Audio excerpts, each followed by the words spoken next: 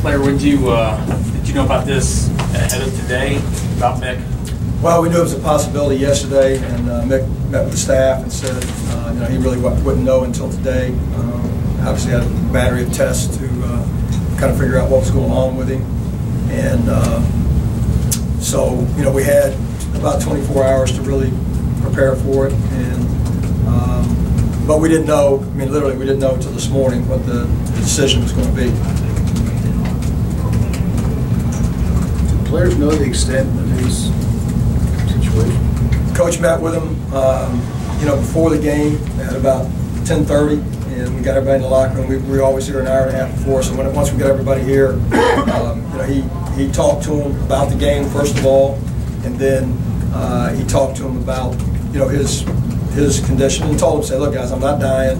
I've got a medical condition right now that the doctors are going to require me to stay out of the game until they know exactly how to treat it and those things. So the players didn't know, but they didn't know until right before the game.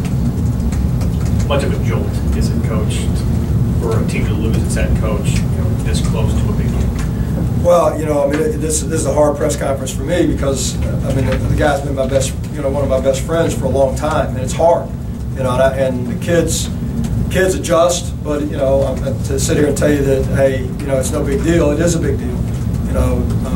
Mick's put his heart and soul in this program and building this program. I've been fortunate to be with him all the way, but it's tough to lose your guy right before the game, and everybody's a little uncertain, a little unsure about things, and we didn't, I didn't think we went out tonight and played with our best effort. We were not as aggressive. We had 5 team fouls for the game. One of those was a late giveaway foul. We had 4 team fouls for the game. We weren't our aggressive self, Cincinnati basketball self, and blame it on whatever you want to blame it on. But if we're going to continue on, whether Mick is back the next game or it's 3 games from now or whenever he comes back, we got to play Cincinnati basketball, which is aggressive defensive basketball, and we're going to have to play better. Did Mick tell them he has an aneurysm, or did he just tell them it was a medical condition? Do they? No, they know. They know. Troy said that the scouting report indicated only 2 of the VCU guys could shoot. Was that a reason they didn't get out? No, players, they have two guys that can really shoot. Okay, and as a team, they're 34%. When you look at their percentages and you look at the number of threes they make per game, okay, 21 and 32 are the 2 guys that make about 2.5 threes per game. And our game plan going in is how they get them is they beat you off penetration, okay, and then you help, and then they kick out and they get wide open. So we opened up in the matchup zone, and we just felt like we weren't getting to them, and so that's why we went to the man-to-man. We went with a smaller lineup, try to match up, play man, and switch.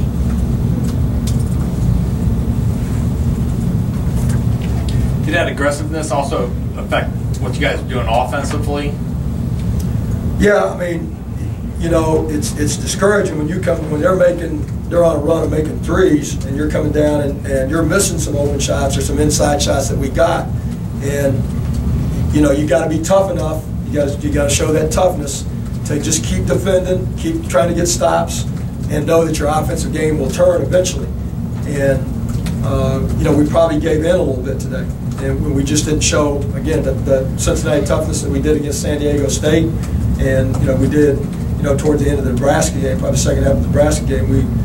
But today we didn't bring that today. It's a get frustrating as well. You beat the press as well as you guys did, but then you get into the half court and turn it over and make mistakes there. Yeah, we didn't really turn the ball over against the press. I think we had 1 turnover against the press, the actual full court press part of it. And but one thing about pressing, and we always say this, it wears you down. It wears you down. You constantly have to worry about it. And then we got in the half court and certainly had some turnovers that were caused by us, not necessarily caused by them. Bad decision on a pass, had some travels. We can't. And when you're playing a team like that, you got to have a low turnover game. You got to have a low turnover game if you're going to win the game. Well, you had 3 starters with no points at halftime. You didn't get much production from those guys. What's the answer there? You can't win like that, I guess, right? No, it's hard. I mean, we say if you're going to add your points up, if you're going to get to 65 or 70, you got to have a couple guys that are getting you, 14 to 16, and then you got to have 3 or 4 more guys that are chipping in between 8 and 10, or you can't get to 65 to 70. And you're going to have to get to 65 or 70 to win in a high-level game. And